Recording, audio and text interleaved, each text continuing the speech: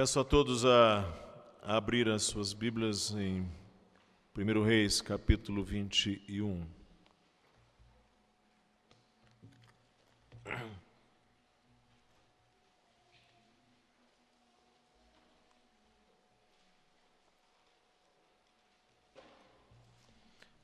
Primeiro Reis, capítulo 21.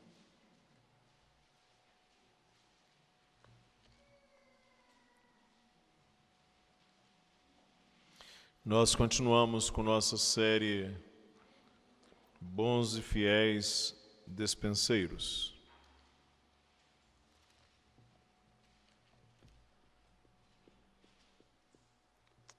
Abriram? Mantenham o texto aberto, por gentileza. 1 Reis, capítulo 21.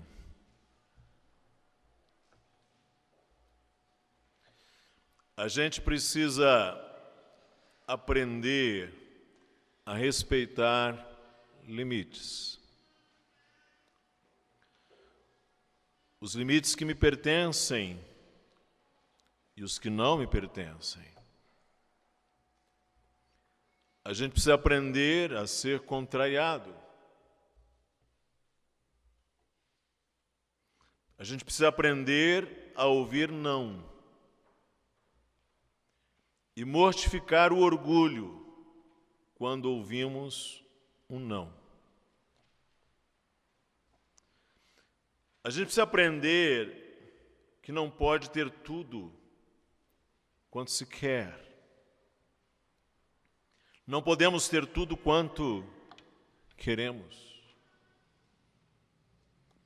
A gente precisa aprender que invadir o direito, o limite do próximo, sem sua aprovação,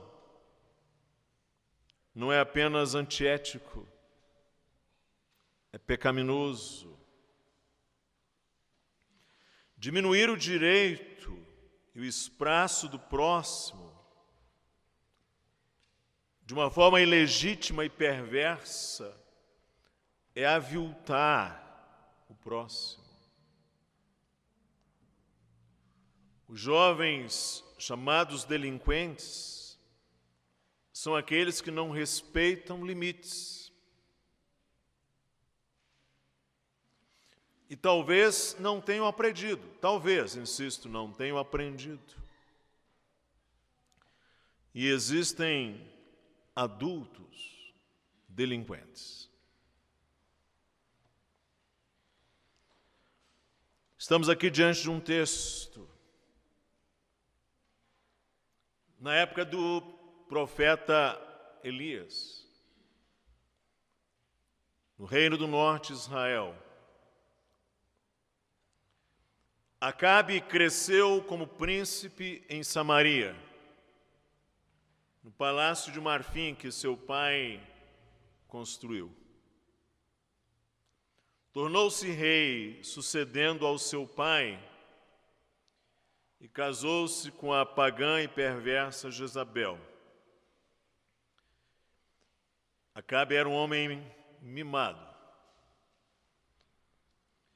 E no contexto de uma guerra com os sírios, esse rei foi advertido por um profeta por conta da sua desobediência. E o resultado você vê aí no capítulo 20, os versos 42 e 43. E disse-lhe, assim diz o Senhor, porque soltaste da mão o homem que o havia condenado, a tua vida será em lugar da sua vida, e o teu povo em lugar do seu povo. E foi-se o rei de Israel, Acabe, para a sua casa, observe, desgostoso e indignado, e chegou a Samaria. Observe essa frase. Acabe foi advertido pelo profeta, e ele foi para casa desgostoso e indignado, e chegou a Samaria. E aí começa o verso 21, o capítulo 21, com essa expressão. Sucedeu, depois disso, o seguinte: Nabote, o jezreelita, possuía uma vinha ao lado do palácio que Acabe, rei de Samaria, tinha em Jezreel. Jezreel era o lugar do palácio de, assim por dizer, o palácio de inverno de Acabe. Uma espécie de Campos de Jordão de Acabe. Era ali o palácio dele. E ao lado do palácio de Jezreel, onde Acabe passava temporadas, havia uma vinha de um jezreelita chamado Nabote. Não sei se todos sabem, mas a vinha é uma plantação de videiras que são cultivadas sobretudo para a produção de vinho. Quando a vinha é encontrada em extensões muito grandes, ela é chamada de vinhedo. As uvas que as videiras produziam eram utilizadas, além da produção de vinho, também como alimentos, como adoçantes. Aquela era uma sociedade que não conhecia o açúcar, o açúcar da cana-de-açúcar, perdão, como adoçantes, em remédios e outras finalidades. Na Palestina havia, e de fato ainda há, muitas vinhas. E elas eram muito valorizadas. E visto que se pretendia que uma vinha durasse muitos anos e fosse inclusive transferida para os filhos, elas necessitavam ser bem cuidadas. Um dono que fosse cuidadoso com a sua vinha a cercava de uma sebe, que era uma cerca de planta ou arbustos e ramos secos para proteger a vinha de animais. Se a vinha, ele também preparava um lagar, que era um local parecido com um tanque, onde se pisam as uvas para separar a sua parte líquida da massa sólida. Se a vinha fosse bem grande, era comum edificar uma torre e no alto dessa torre colocar uma pessoa para vigiar e guardar a vinha, prevenindo contra ataques, invasores, roubos, animais e atitudes desonestas. E por conta de todo esse cuidado, e porque as vinhas eram locais de alegria, com a presença frequente da família ali por muitos anos, as famílias tinham uma relação historicamente afetiva com as vinhas, porque elas passavam de pais para filhos.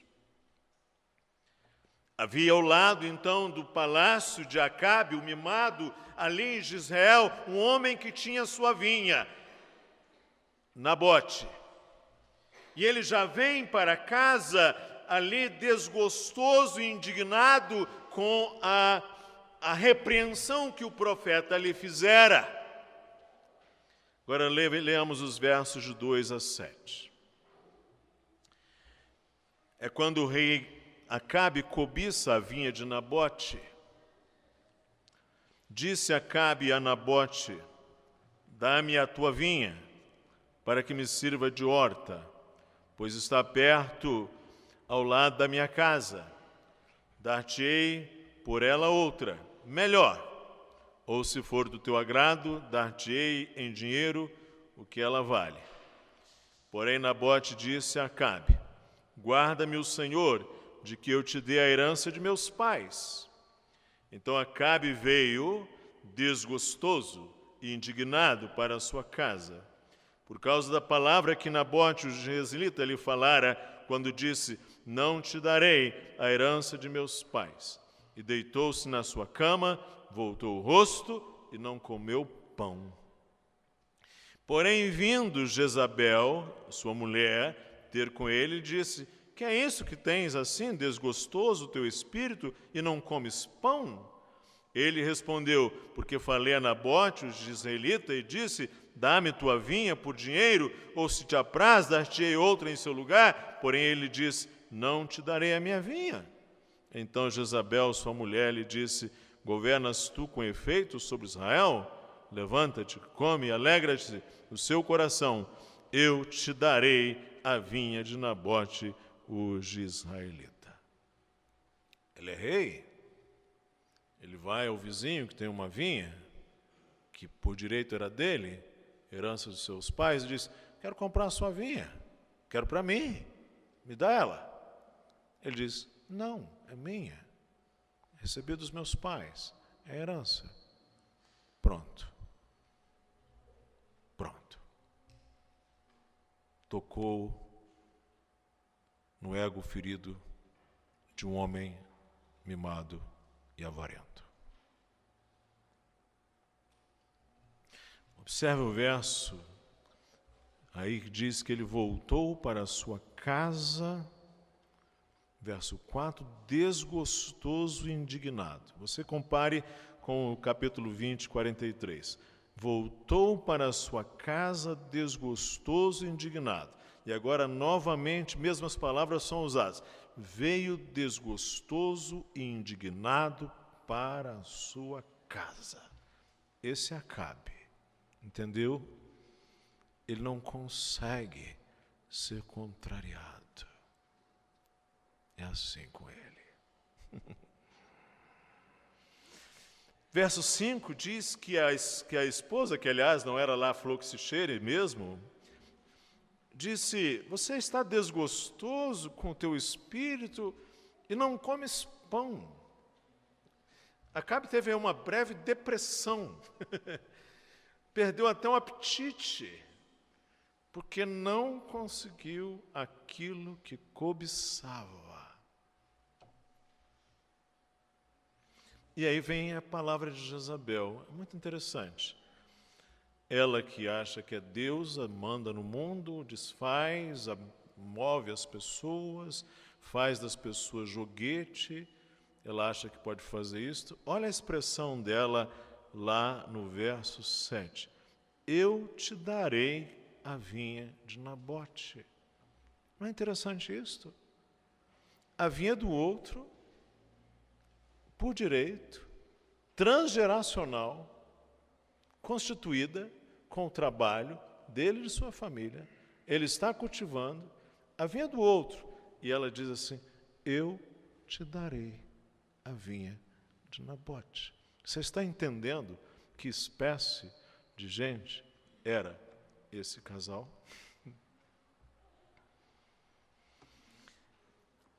E aí vem agora a seguir o maligno e infame assassinato de Nabote.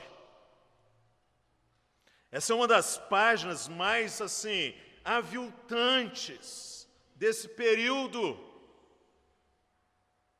Veja o que diz aí os versos de 8 a 16. Então, estamos falando agora de Jezabel, escreveu cartas em nome de Acabe. É assim, ela na verdade é que governa. Ele é apenas um meninote mimado. Ela é que faz, ela é que manda e desmanda, ela não tem limites mesmo, ela é assim.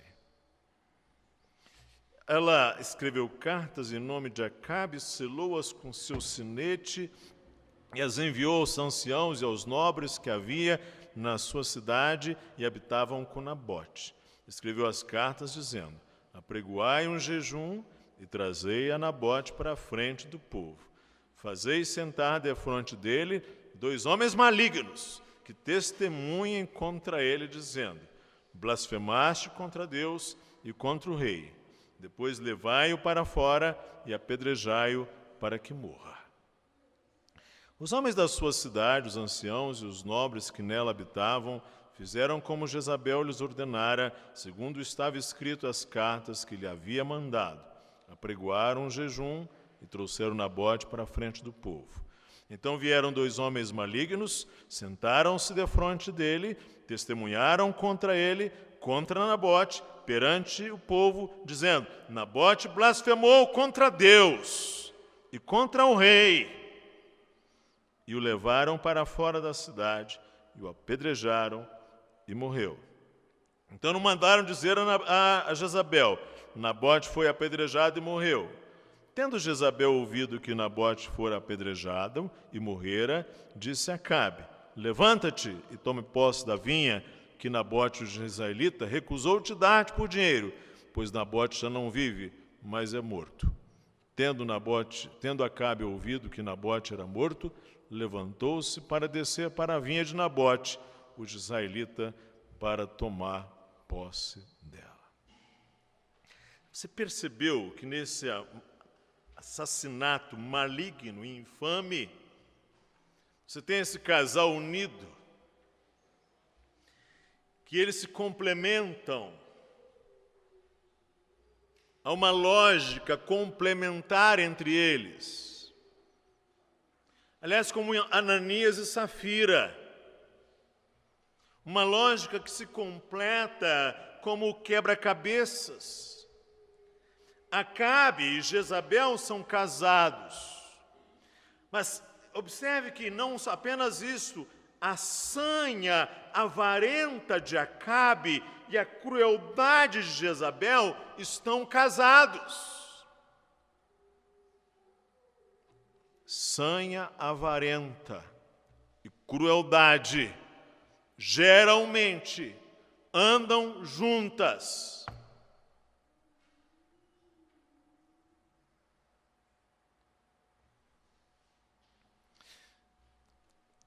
Mas parece que nesse instante, Deus entendeu que as coisas precisavam de juízo público.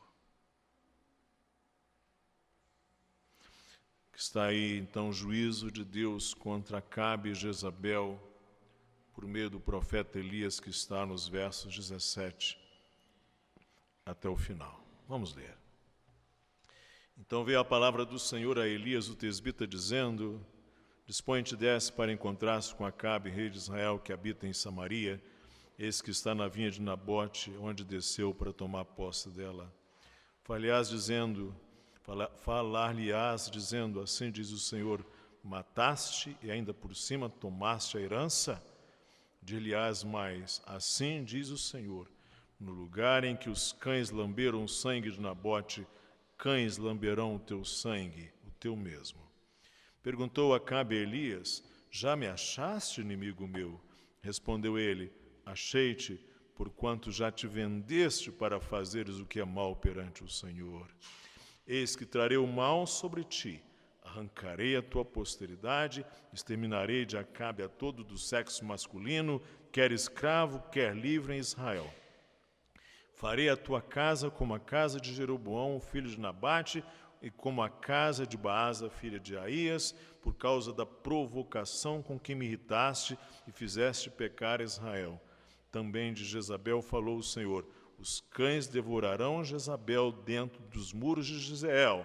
Quem morrer de Acabe na cidade, os cães o comerão, e quem morrer no campo, as aves do céu o comerão. Ninguém houve, pois, como Acabe, que se vendeu para fazer o que era mal perante o Senhor, porque Jezabel, sua mulher, o instigava, que fez grandes abominações, seguindo os ídolos, segundo tudo o que fizeram os amorreus, os quais o Senhor lançou de diante dos filhos de Israel. Tendo Acabe ouvido estas palavras, rasgou as suas vestes, cobriu de pano de saco o seu corpo e jejuou. Dormia em sacos e andava cabisbaixo. Então veio a palavra do Senhor a Elias, o tesbita, dizendo, não viste que Acabe se humilha perante mim? Portanto, viste que se humilha perante mim, não trarei este mal nos seus dias, mas nos dias de seu filho o trarei sobre sua casa. O homem inocente é assassinado de uma forma pérfida, aviltante, por Acabe e Jezabel, mas alguém precisa conter os ambiciosos sem controle. Alguém precisa dizer a quem não respeita limites, não. Alguém precisa dizer a quem não respeita limites, não.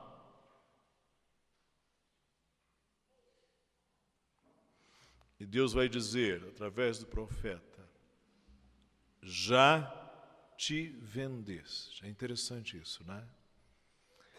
A pessoa avarenta, quando usa de expedientes assim, ela acha que ela ganhou, mas a Escritura diz que ela se vende. ela se vende. Verso 20 diz, já te vendeste. Verso 25, se vendeu para fazer o que era mal.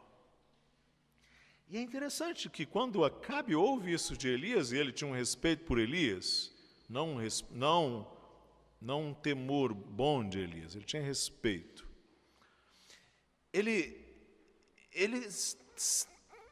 tem uma espécie de arrependimento assim, de Judas, entende? Um certo freio de autoproteção, assim. Quando a coisa aperta, algumas pessoas assim desse tipo, elas até vão para alguma prática religiosa que não dura muito. Jesus fala sobre isso naquela parábola dos solos. Como Judas, que devolveu as 30 moedas de prata. Não conseguindo devolver, lançou num campo. É assim. Não é um arrependimento que fere a alma a ponto de rasgar o coração.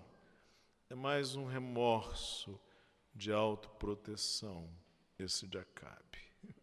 Que Deus leve em consideração por sua graça durante um tempo. Sabe, irmãos, eu preciso trazer algumas palavras sobre esse texto. O 10º mandamento diz assim: não cobiçarás. Os 6 mandamentos que dizem respeito ao próximo falam dos pais, das autoridades, depois fala da vida do próximo, depois fala da família, da esposa do próximo, depois fala da reputação, para não mentir, depois fala para nós não cobiçarmos aquilo que é do nosso próximo. Porque aviltar o próximo é, em rigor, desejar que ele desapareça. Jesus, no Sermão do Monte, expõe o espírito do amor ao próximo. E ele diz que, na verdade, aquelas tábuas que dizem respeito aqueles mandamentos que dizem respeito ao próximo, dizem respeito à preservação do próximo, porque ele é sagrado diante de Deus. Aviltar o próximo é desejar que ele desapareça. Jesus vai dizer que isso, inclusive, quando usamos uma linguagem que o avilta. Jesus vai dizer que é comparado a homicídio.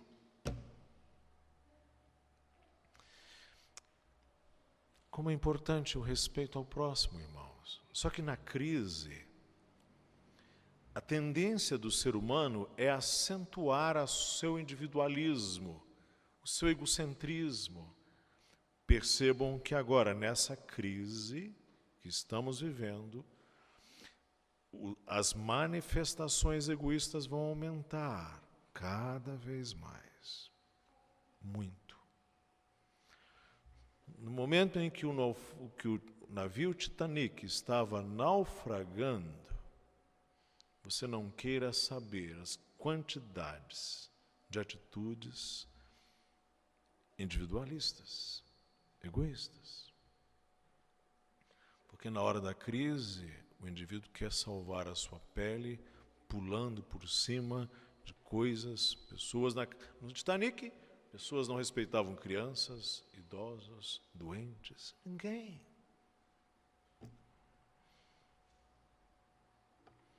É preciso respeitar o próximo. É preciso conservar o temor de Deus em momentos assim. E há uma relação entre cobiça e avareza.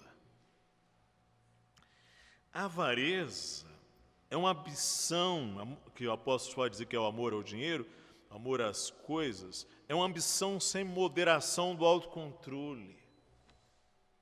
A avareza é uma ambição sem domínio próprio. A avareza é um desejo de ter que perdeu o controle, as rédeas, porque assenhorou-se do coração da pessoa. A avareza, em rigor, é idólatra. Então, o que se tem aqui em Acabe é um homem idólatra. O fato de o seu ego ser constantemente ferido é porque ele é, em rigor, idólatra. Avarento. E a avareza, ela produz cegueira e frieza. Ela cega e ela esfria, ela deforma. Nós sabemos, pelas Escrituras, que o coração é a fonte da concupiscência dos olhos, da concupiscência da carne e da soberba da vida. É do coração que nascem os maus desígnios. Jesus vai dizer, a avareza de Jesus. Foi o coração de Eva que ambicionou, disse. Ela viu concupiscência dos olhos, árvore, fruto bom para se comer, concupiscência da carne, árvore desejável para dar entendimento, soberba da vida.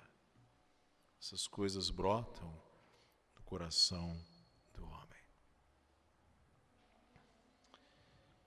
Graças a Deus temos o padrão de Cristo. Ao vencer o tentador, que pretendeu acender-lhe a cobiça,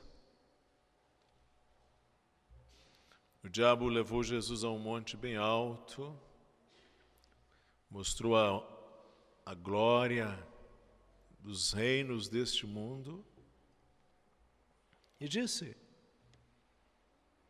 tudo isto te darei, se prostrado me adorares. O diabo acertou, porque a avareza é o homem deitado, de joelhos, adorando o maligno. Ele está certo. A avareza é quando o diabo põe o homem de joelhos para adorá-lo. É o que ele fez com Acabe, com Jezabel.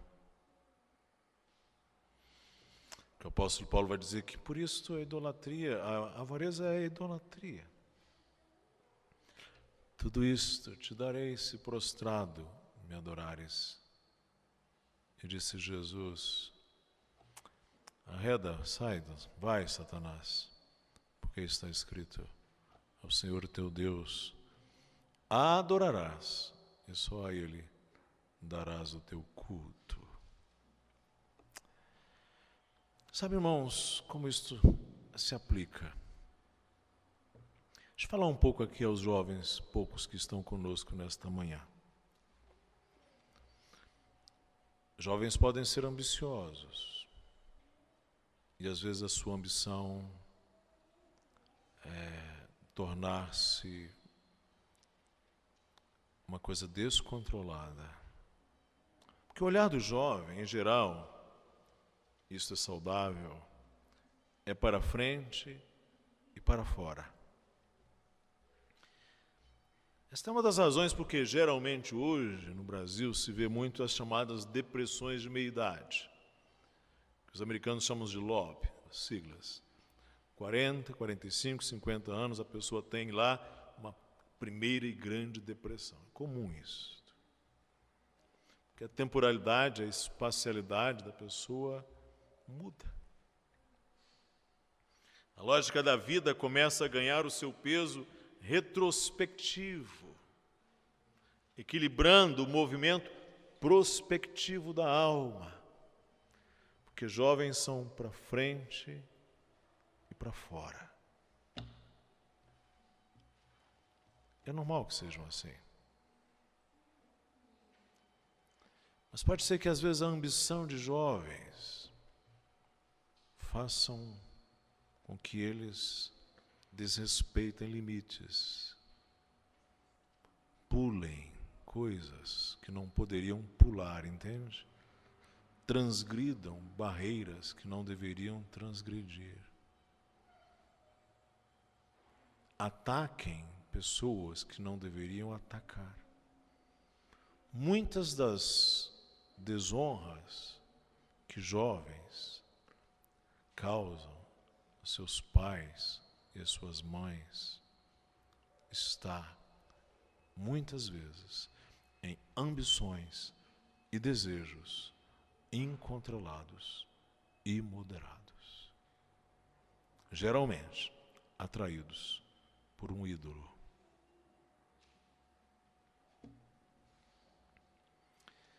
Isso diz respeito também a empregadores, patrões. Irmãos, estamos ainda assistindo escravidão infantil no Brasil. Crianças de 8, 9, 10 anos fazendo trabalho de adultos. Eu não estou dizendo que criança não deve trabalhar. Os irmãos sabem que não temos essa compreensão. Mas há trabalho escravo infantil nesse país. Os líderes metodistas, quando viram aqueles mineiros britânicos que desciam às profundezas daquelas minas para buscar lá o carvão, em condições insalubres, sem defesas nenhuma, muitos deles chegando, morrendo após os 40 anos, os líderes metodistas disseram: esta condição de avareza é pecado. Quando patrões não respeitam seus empregados por causa de avareza, a Escritura está cheia de exemplos que isto é condenado pelo Senhor. E o que dizer de empregados? Que são desonestos, que furtam seus patrões, que mentem, que arranjam atestados desonestos, que muitas vezes pisam por cima de tudo e de todos, por causa de um plano de carreira, em busca de uma promoção. Quantas vezes entram em ali picuinhas, difamações de colegas de trabalho que querem pisar o outro para serem promovidos. E o que dizer de governantes? Com altíssima taxa de imposto, como no rei Roboão, uma classe aristocrática e um povo altamente extorquido, com impostos caríssimos, sem sabedoria nenhuma. E a malversação do dinheiro público, porque onde houver muito dinheiro circulando, haverá também muita gente avarenta ao redor desse dinheiro. E o que dizer das nossas próximas eleições? Os irmãos não sejam tolos. Nas próximas eleições nós teremos verdadeiras quadrilhas disputando os cofres públicos dessa nação, verdadeiras quadrilhas, que muitas vezes colocam ali diante das câmeras, no argumento público, aqueles meninos de bom rosto, mas por trás mesmo estão essas quadrilhas, interessadas simplesmente no erário público, colocando aqueles bons meninos diante da Câmara, diante das câmeras, para defender os seus interesses.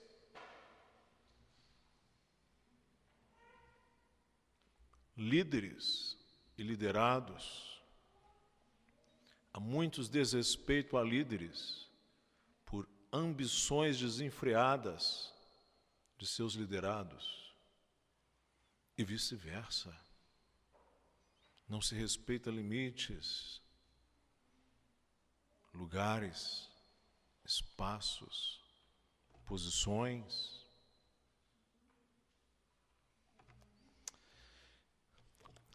A irmã Laís leu um texto que considero fundamental nesse assunto.